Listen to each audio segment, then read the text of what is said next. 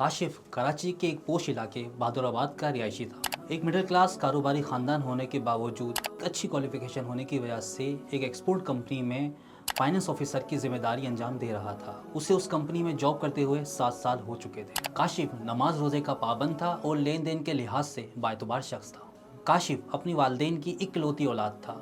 आज से 5 साल पहले उसकी शादी थी। शादी हाल मेहमानों की रौनक से जगमगा रहा था। हर कोई दूल्हा दुल्हन और उनके घर वालों को मुबारकबाद दे रहा था। ये काशिफ और उनकी वालदेन दोनों की पसंद से रिश्ता तय पाया था। देखते देखते वक्त गोया पल लगाकर उड़ रहा था। 5 साल बाद आज काशिफ 2 बच्चों का बाप बन चुका था। इस अरसे में क्या कुछ नहीं बदलता।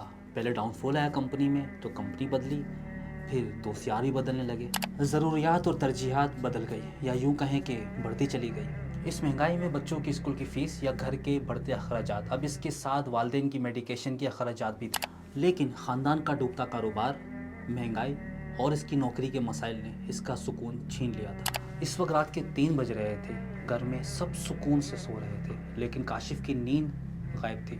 गुज़िश्ता कहीं रातों से वो सुकून से सो नहीं पाया था। इस वजह से ऑफिस में गैरहाजिर सा रहने लगा था। जब वो घर आता अक्सर खामोश रहता और अकेला रहना पसंद करने लगा था।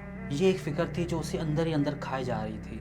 वो आहिस्ता आहिस्ता डिप्रेशन की सीढ़ियाँ चढ़ रहा था। एक ही जुमला था जो उसके जहन में मुस्तकिल गूंज रहा था कि अब गुजारा कैसे होगा। क्या आपको भी लगता है कि हमारी सोसाइटी में हर दूसरा शख्स डिप्रेशन का शिकार है, या इस कैफियत में ये बढ़ता ही जा रहा है? चाहे वो जॉब करता हो या उसका अपना बिजनेस हो, सोसाइटी में हर फर्द डिप्रेशन का शिकार है। क्या इसकी वजह हम कुरान करीम से जानने की कोशिश करें?